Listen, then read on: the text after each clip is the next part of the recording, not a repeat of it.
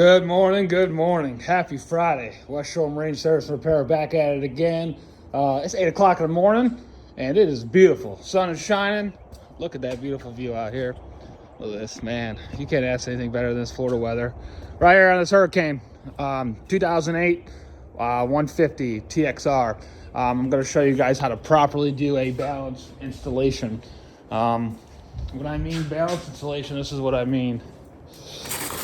Do a timing belt as well, but the most important thing that we're doing today is going to be, excuse me for the footage right there, it's going to be the balancer. If you guys don't know, this balancer, there is, correct me if I'm wrong, there was either 4 generations or 5 generations. It goes from 00 all the way up to 04.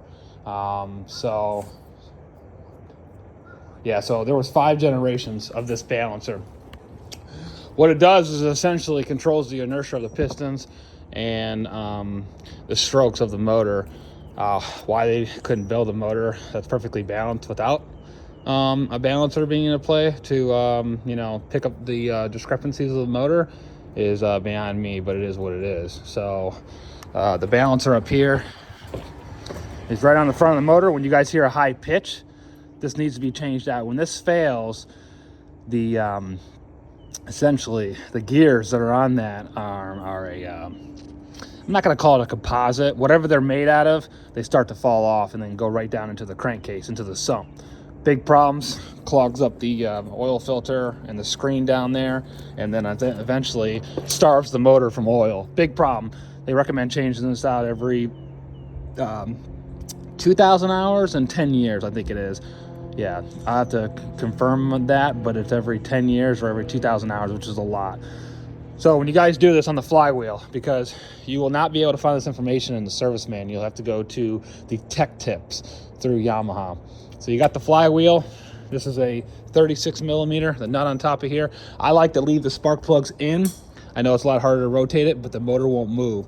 On the flywheel, you have TDC marks right here, and then you have these 3 little small marks right here. The 20-degree mark right here on the left side right here needs to be lined up exactly with the starter.